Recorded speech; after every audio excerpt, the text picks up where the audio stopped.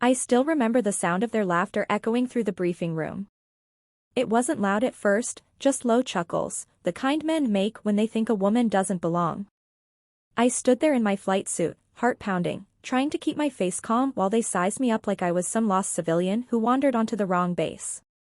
My name is Captain Elena Reyes. For 3 years I had flown missions no one would ever hear about.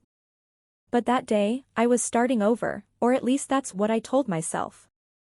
After everything I'd lost, I just wanted to fly again. To prove I still could. The squadron was elite. Real pilots only, they liked to say. Most of them had been together for years. Tight-knit. Cocky. And every single one of them looked at me like I was a joke waiting to happen. Lieutenant Hayes was the worst. Tall, decorated, with that easy smile that never reached his eyes. He leaned back in his chair and said loud enough for everyone to hear, "They're letting civilians fly with us now? This should be fun." I smiled politely. Inside, something cracked. I had given up so much to stand in that room. Late nights studying every manual, pushing my body through training that broke stronger people, and the personal cost, the relationship I thought was my safe place. The man who said he loved me but couldn't handle a woman who was better in the sky than he would ever be. He left me broken, telling everyone I was too ambitious, too cold, not wife material. That pain still lived in my chest every single day. But I pushed it down. I sat through their jokes. The whispers. The side eyes. I told myself it didn't matter. I was here to fly. Until that first training mission when everything started to fall apart, conflict and betrayal. The first week was hell. Every mistake, even tiny ones, was magnified. If I landed perfectly, someone would say I got lucky.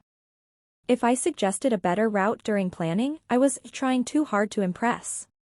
Lieutenant Hayes made it his personal mission to undermine me. He'd accidentally leave critical information out of briefings. He'd question my decisions in front of the whole team. And the others followed his lead like loyal dogs. I kept quiet. I worked harder.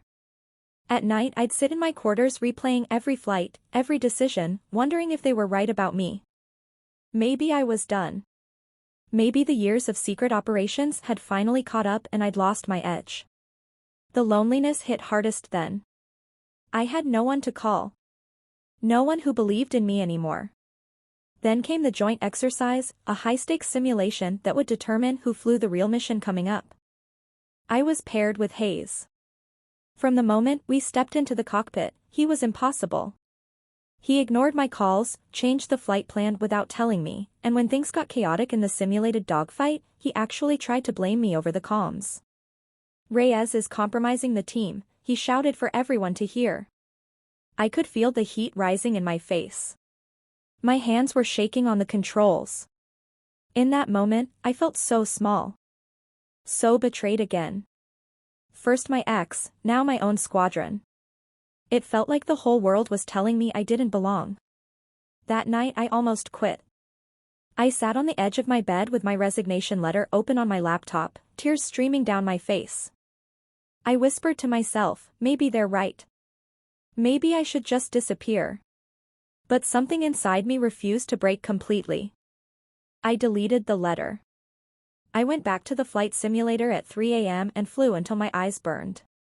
I wasn't going to let them destroy what was left of me. Little did I know, someone higher up had been watching the entire time.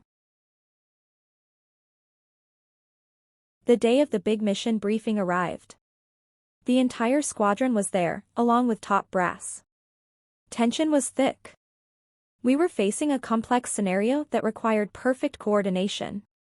The general walked in, a man I hadn't seen in years. Tall, stern, silver hair. His eyes scanned the room and stopped on me for just a second longer than everyone else. Hayes was already smirking, ready to throw me under the bus again if anything went wrong.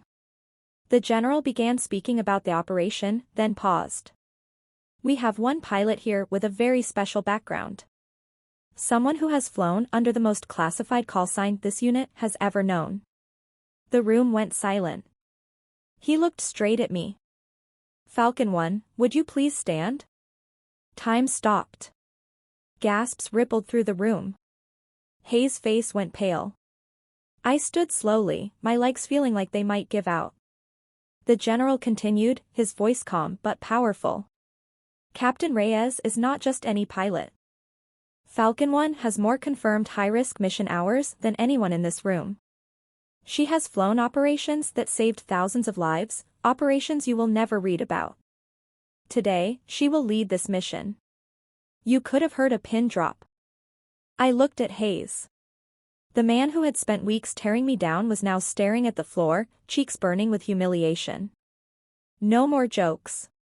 No more real pilots only. The laughter had died completely. In the mission that followed, I flew like the old me, precise, fearless, unstoppable. When I made the call that turned the entire simulation around and saved the operation, the same men who had mocked me were now cheering my name over the comms. After we landed, Hayes approached me on the tarmac. His voice was quiet, almost broken. I had no idea. I'm sorry. I looked him in the eyes and said, you didn't need to know who I was. You just needed to respect what I could do. That moment felt like justice. Not cruel revenge, but the sweet, quiet kind. The kind where the people who tried to break you finally see the truth. I still carry the scars. The betrayal from my past, the doubt from my squadron, it all hurt deeply. But I've learned that strength isn't loud. Sometimes it waits in silence until the right moment to rise. If you're watching this and someone is laughing at your dreams, underestimating your worth, or trying to dim your light, keep flying anyway. Your Falcon 1 moment is coming. And when it does, the sky will open up like it was always meant for you. Thank you for being here with me. If this story touched you, share it with someone who needs to hear it. You are stronger than they think. Until next time, keep your wings steady.